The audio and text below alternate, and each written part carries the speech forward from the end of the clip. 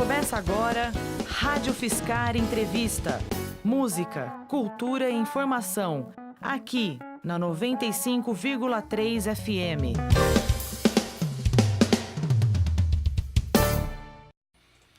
Olá a todas e todos. Estamos iniciando aqui nos estúdios da Rádio Fiscar a mais uma edição do programa Rádio Fiscar Entrevistas.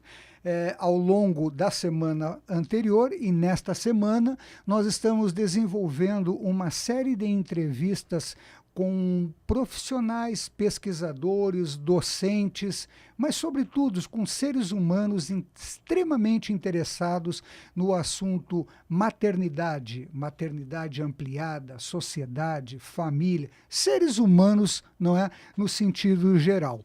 E nós estamos recebendo hoje, com muito prazer, a professora doutora Lúcia Williams, do Departamento de Psicologia da Universidade Federal de São Carlos e do Programa de Pós-Graduação em Psicologia da Universidade Federal de São Carlos, que vem bater um papo conosco sobre um tema hiper interessante. Você vai ver só. Professora, muito bom dia, obrigado por aceitar o nosso convite. Bom dia, o prazer é meu de estar aqui na rádio da universidade. Legal. Professora, eu estava me lembrando de um rapaz chamado Heráclito, que dizia que o mesmo homem não se banha no mesmo rio, não é 2 vezes no mesmo rio, dando com isso a ideia de movimento, de mudança, de transformação, e de fato, daqueles pensadores gregos, ele é o que eu mais simpatizo, não é? E nós vivemos hoje um momento que parece que o Heráclito efetivamente tinha razão com o que ele disse há 25 séculos atrás, não é? Esse conjunto de transformações, de significativas mudanças que nós experienciamos na vida social, nos processos de socialização, etc. Então, eu te perguntaria o seguinte: o que é hoje família, maternidade? Bom, essa introdução que você fez foi perfeita, porque você tivesse feito essa pergunta para mim, o que é família há 20, 30 anos atrás, muito possivelmente a resposta de um pesquisador seria uma família constituída por laços consanguíneos e tradicionalmente existe sempre o macho, a fêmea, portanto o pai, uma mãe e os filhos. E hoje, nesta fluidez de mudanças, possivelmente que existirá ao longo da nossa humanidade, nós vamos sempre evoluindo e nos transformando. Se pensa em família até como um aglomerado de pessoas que têm alguma afinidade que não é necessariamente consanguínea, né? Então, você pode ter uma comunidade humana, as pessoas vivem sobre o mesmo teto e quando você observa de fora, as relações são familiares, porque aquilo é baseado em afeto e numa série de trocas, né? De responsabilidades e de benefícios. Perfeito. Agora, em termos consanguíneos, quando a gente pensa numa família, que seria mais próxima àquela família que está no imaginário das pessoas, né? As nossas famílias, elas têm múltiplas configurações. Então, por exemplo, uma terminologia que a gente nunca deveria usar é uma família desestruturada. A família sempre tem estrutura. Pode ser que você ou aquele não concorde com a estrutura, ou diga que aquela estrutura talvez não seja muito saudável, mas é uma estrutura lá de ter, senão não seria um laço familiar, né? Mesma coisa de dizer família disfuncional. Sempre vai haver uma função no comportamento humano, né? Pode ser uma função não muito saudável, mas função está tendo. Perfeito. Então, vamos voltar lá. Você tem famílias que são tradicionais no ponto de vista de que existem um pai, uma mãe e filhos. Você tem famílias que elas são chefiadas por apenas mulheres, né? São as famílias monoparentais, ou por homens, só um pai chefiando os filhos.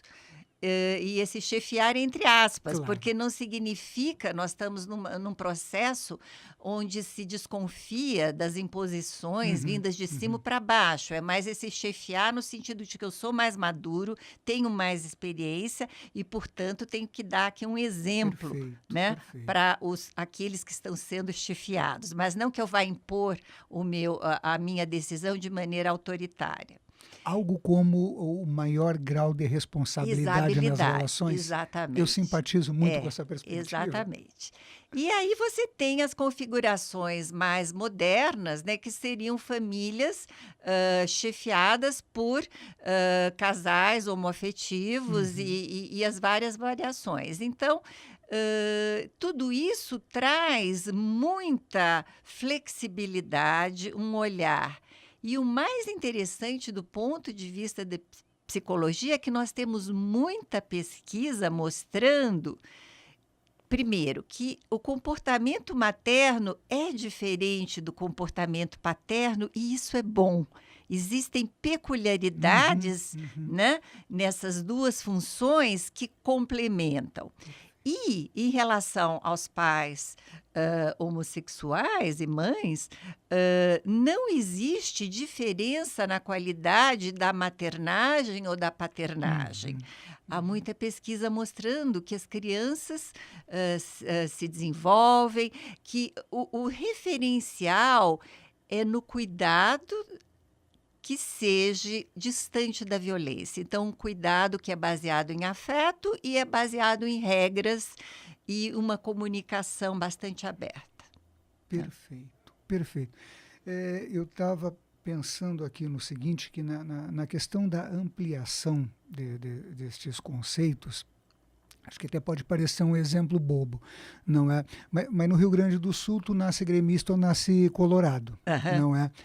Na minha casa, o meu avô era gremista, era colorado desde que foi fundado o Colorado. O meu pai é colorado e eu odeio futebol, mas eu prefiro torcer para o Colorado. O meu irmão era mais chato que eu e torce para o Grêmio. Não, com isso eu quero dizer o quê? Essa ideia de que só existe um modelo único, ela é, na verdade, um problema no contexto social que a gente vive, não é? Nesse sentido, professora, indicando as pesquisas que não há um decréscimo da qualidade da criação dos filhos, não é? Como, do ponto de vista da organização das relações, como seria possível dialogar essas formas de família? Eu estou pensando na perspectiva da educação mesmo, não é? Porque as crianças estão com os pais durante um período, mas uma boa parte do tempo elas estão em salas de aulas, em escolas.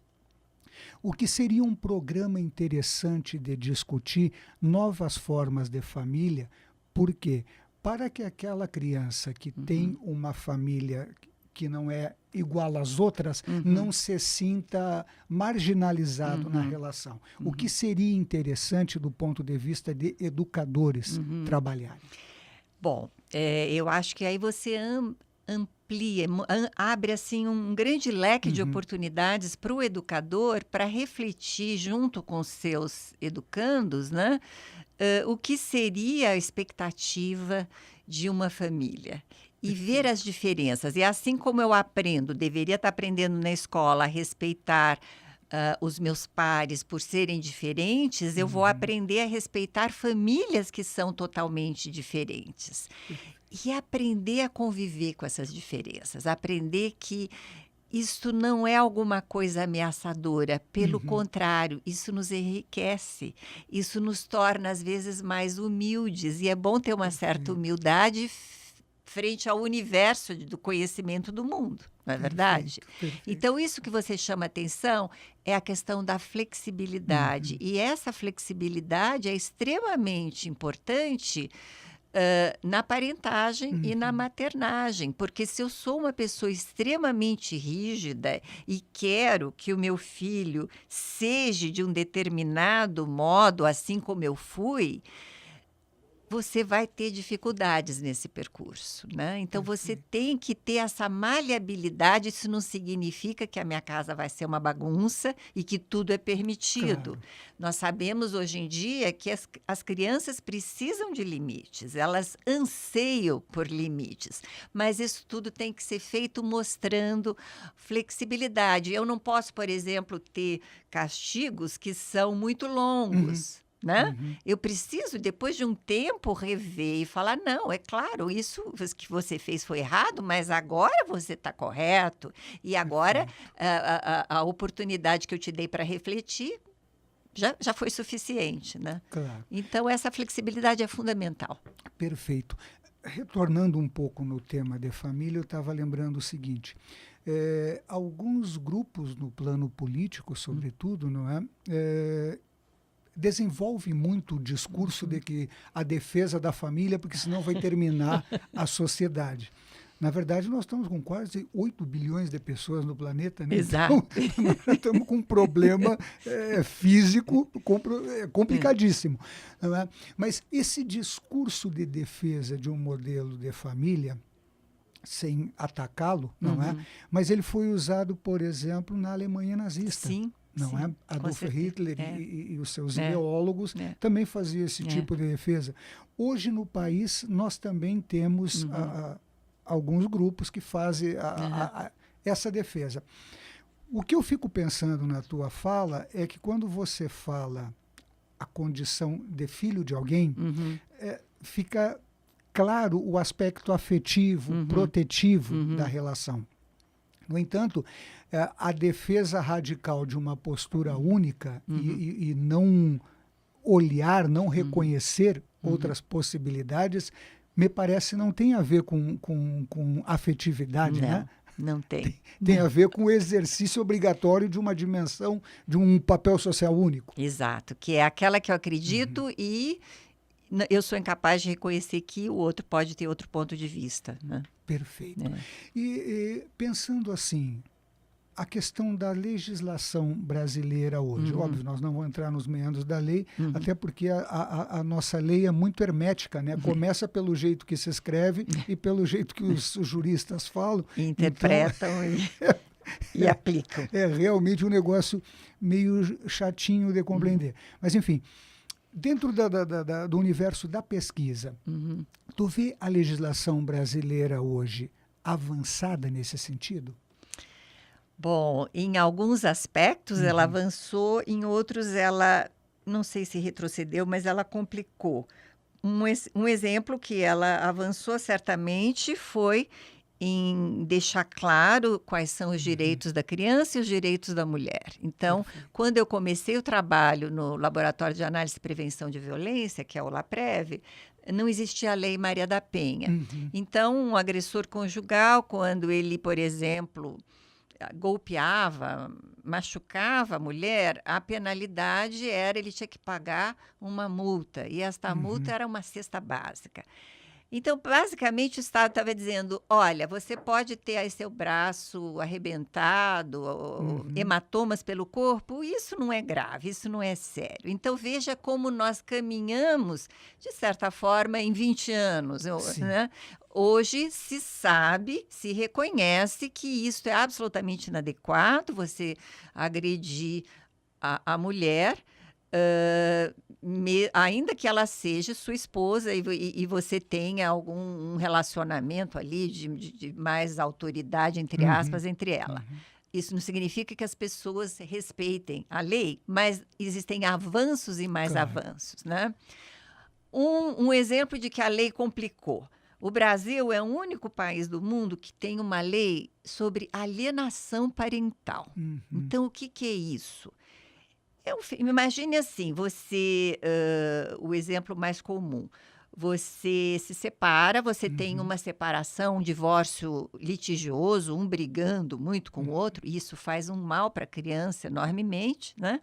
E daí você acusa a sua parceira de alienação parental. Significa que ela está fazendo uma campanha para jogar o seu nome na lama para o filho e ela não deixa você usar os seus direitos parentais, que são fundamentais. A criança precisa do pai, precisa da mãe, precisa amar os dois, e isso é o ideal que aconteça.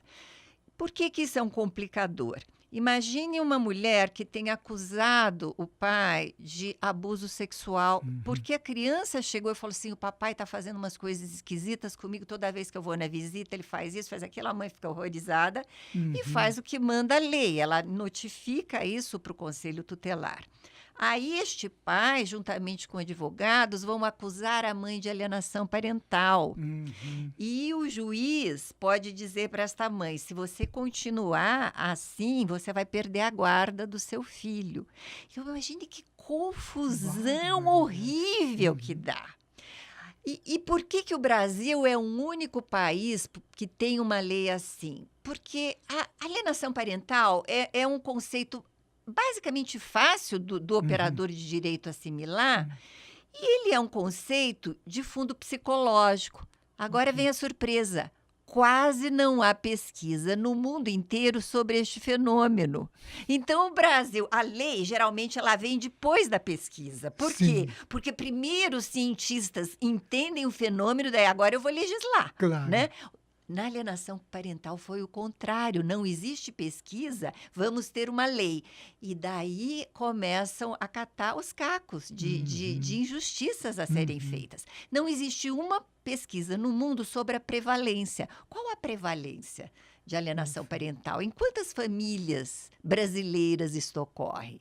Né? Então, o meu laboratório começou a estudar este fenômeno, não tanto pelo aspecto jurídico, mas porque nós trabalhamos com a violência sexual. Nós precisamos ter clareza de quando uma coisa é uma coisa, outra é outra. Então, é um exemplo de confusão que a lei às vezes atrapalha. Que barbaridade.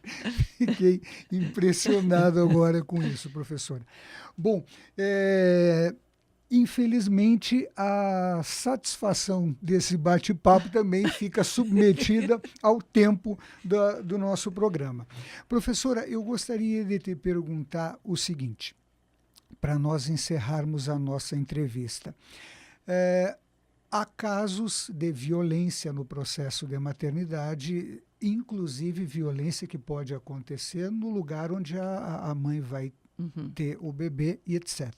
Não é? Eu te perguntaria o seguinte, quais as possibilidades de minimizar esse tipo de situação? Ou seja, quais são as informações importantes para uma mulher que está em vias de ter um bebê? Tá? O que ela deveria saber para poder ter uma gestação e o nascimento mais tranquilo? Essa é uma questão muito importante, porque quando a mulher está grávida, se ela vive num ambiente conturbado, com muita violência, é um período de muita vulnerabilidade, ela vai ficar mais exposta a este grau. E nós fizemos estudos verificando que muitas vezes a violência começa na gravidez, porque ela está menos disposta, ela está mais cansada, e isso sinaliza para um parceiro agressor que a vulnerabilidade.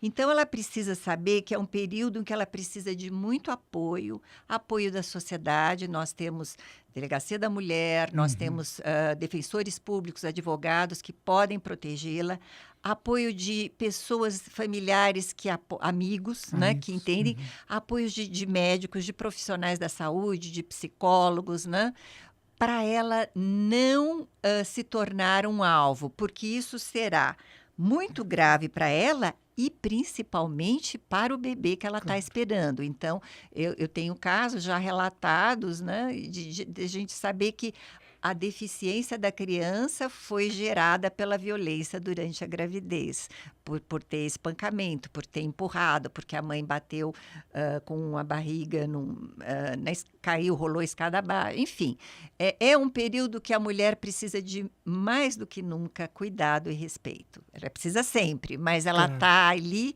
são dois seres, né, que estão sobre a luz da sociedade. Perfeito. Professora, muito obrigado por esse bate-papo instigante. Não é? Nós estamos encerrando mais essa edição do Rádio Fiscar Entrevistas e retornamos amanhã com mais uma entrevista dessa série. Um grande abraço a todas e todos.